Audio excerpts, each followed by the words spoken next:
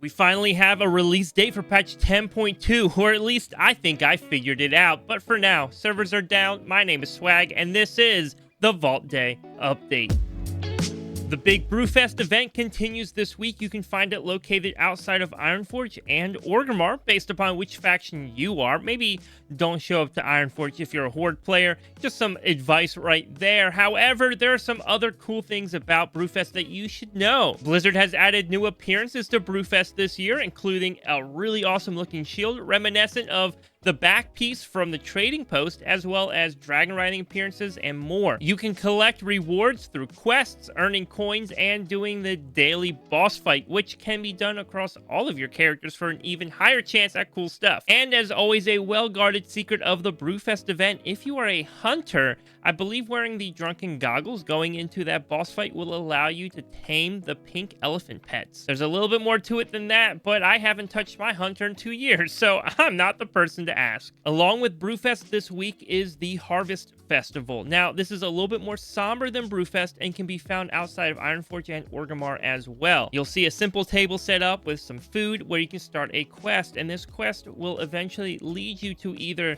the gravesite of Grom Hellscream or Uther the Lightbringer, depending upon which faction you are. The in-game lore behind Harvest Festival is that it's an opportunity to celebrate the heroes that have fought for our characters. The Turbulent Timeways event begins this week. What that means for you is that for the next 6 weeks, there will be time walking events every single week for a different expansion. Along with the time walking events, there will also be an increase to the reward you get for completing the weekly time walking quest. The quest will now give you a heroic quality raid piece of gear for completing it. So definitely use it as a way to gear up your alts as we get ready for Season 3. Or maybe you want to level an alt. Well, guess what? We're having massive experience boosts going on for this event. During the Turbulent Timeways event, running dungeons will give you a buff called the Knowledge of Timeways. Getting 10 stacks of this buff will give you a 30% experience boost. And if you combine that with the 25% experience boost from Dream Surges going on right now, well,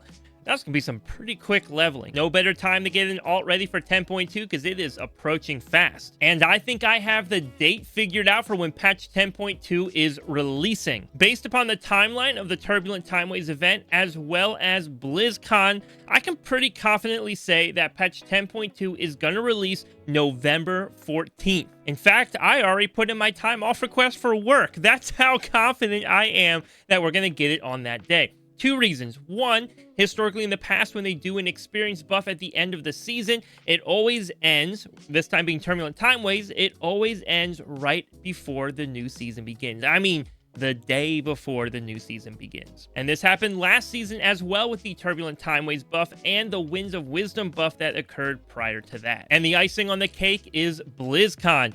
BlizzCon is occurring November 3rd to the 4th. So Blizzard probably doesn't want to release their new season right on BlizzCon, because then, well, the pros aren't going to be able to go to BlizzCon. They have to stay home. They have to run dungeons. They have to get those views.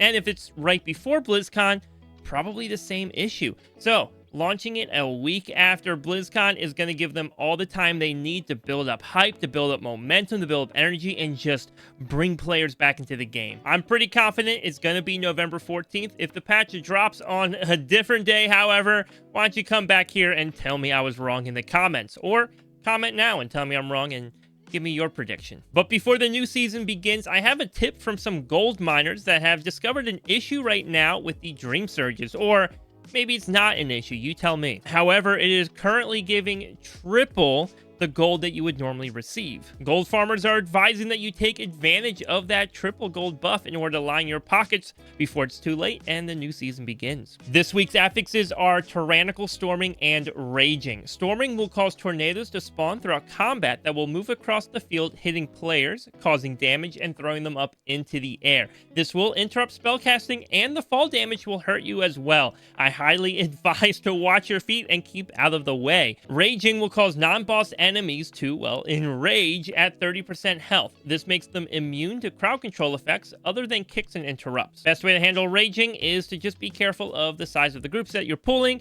and how many enraged mobs you have at a time. It can be best to just single them down one at a time versus a lot of AoE. This week's PvP Brawl is Warsong Scramble. It's just like Warsong Gulch, our favorite PvP battleground, but amplified and turned up to 11. Multiple flags in play, power-ups, and more happening. I definitely suggest checking it out. And lastly, this Friday night on Twitch, we will be streaming some more World of Warcraft dungeons. I've been helping our viewers get into keys and testing them out and maybe getting some experience that they otherwise would not have in dungeons or challenging themselves a bit. All player levels are welcome to join. You can find the link to my Twitch channel down below in the description.